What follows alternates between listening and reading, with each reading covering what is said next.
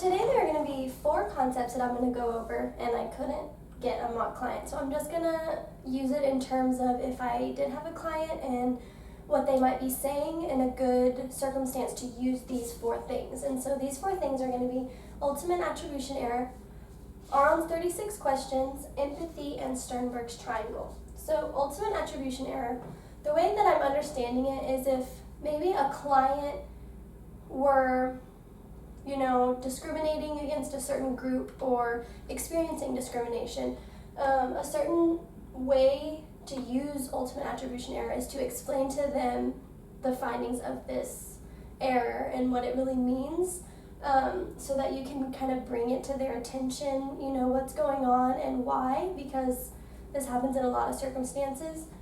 So what it is if you look at it in terms of prejudice, ultimately, whenever we meet someone, we think that they're either like us or they're dislike us. That happens with everyone, so that us would be in group, them would be out group. And what ultimate attribution error says is that for people in our out group, we tend to be a lot more judgmental. For instance, whenever they do something wrong or something bad, we tend to say, yeah, that's part of their character, they're just bad people.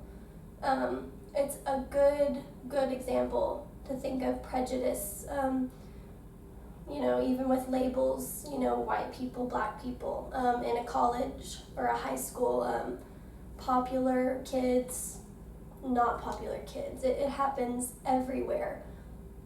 So just what it says is that the people in the out group, are looked at more negatively, judged more harshly, and if they are to do something good, then people in the in group say, oh, that was just luck, or that was, just that certain time that something happened that they got lucky that time. And then people in your in group, if they do something wrong, you're more likely to say, oh, that probably wasn't their fault, it was the situation. And if someone in our in group does something good, then it's kind of like, you knew it all along kind of thing, and there are no excuses for success or exceptions. So the way I look at it is that it's just a good way to make people aware of, how they're treating someone else and the fact that this happens everywhere. So it's a good tool to use, to bring it to someone's knowledge. The next one that I'm going to go over is empathy. So thinking about a client that maybe they're having relationship issues, with friends, with partners, with whoever.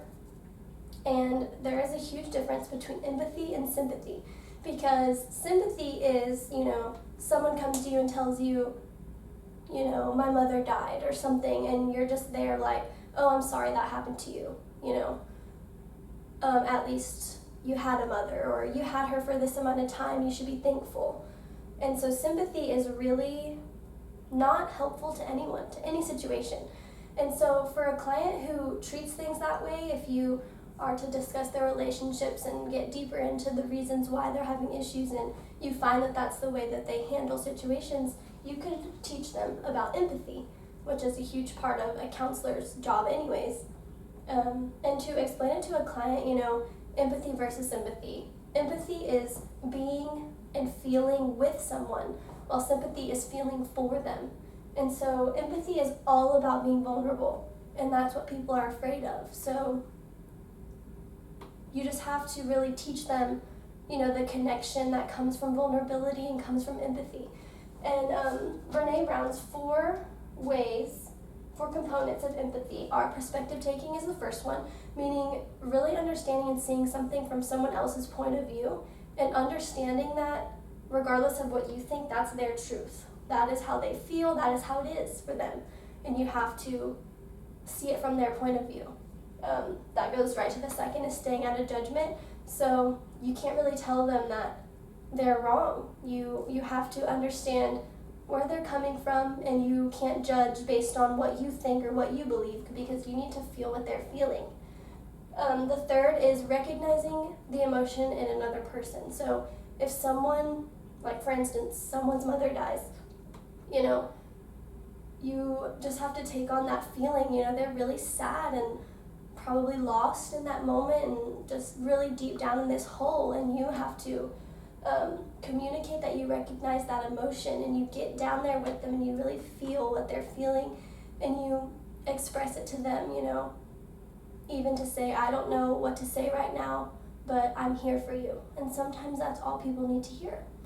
And so empathy is a huge thing, and it can really, really drive connection in someone's relationship. So teaching that to a client who doesn't know what it is could really save a lot of relationships and arguments and things that they might be experiencing.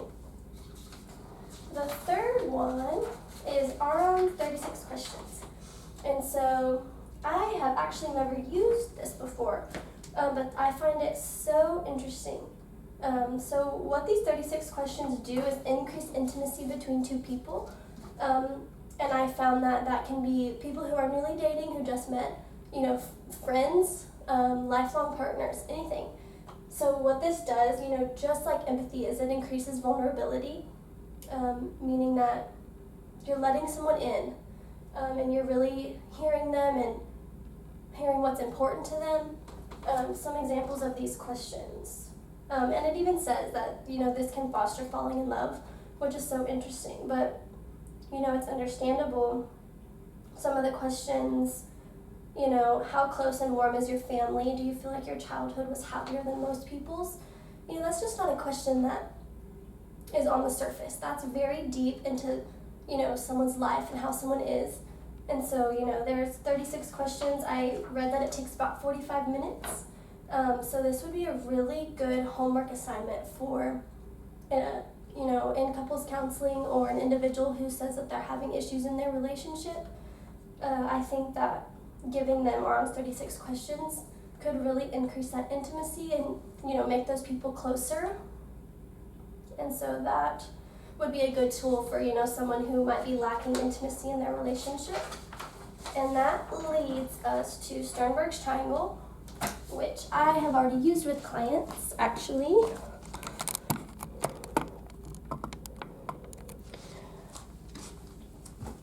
So in the circumstances that I use Sternberg's triangle so far, is not only the tool for you to better understand your client, what's important to them in a relationship, but it's also teaching them, these components in a relationship, and it brings to their mind, to think about what is most important to them, what they want from a relationship, what they need from it, and in a way to just have a healthy relationship and to, find what they're wanting. And that is the circumstances that I used mine on with the client, because come to find out, she was in a long-term relationship, and two of these components were there, but you're missing passion, and that was something that she found to be very important to her. And so Sternberg's triangle, just the way that I explained it, you have passion, you have intimacy, and you have commitment. So obviously passion is going to be that physical attraction, that something is happening inside you, the chemistry, the spark between two people. And passion is really important to a lot of people in the relationship. Sex is very important to couples. And so, that's passion.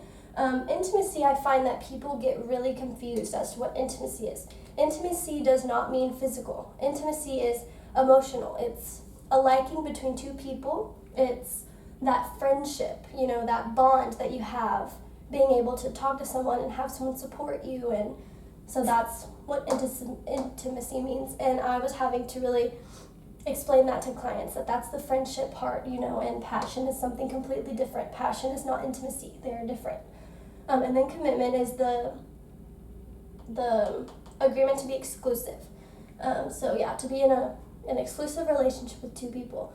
And so whenever you have all three of these, they say that's like the ideal relationship is to have all three. And so using this with a client, like I said, you really get a sense of, what they're looking for and what they have, and even, you know, if their relationship has gone downhill, you can give them an idea of, you know, what's missing and what's there to work on. And so that is a really good tool that I've already used twice. So that's really good to know, you know, for you to get to know your client better and for them to get to know themselves better.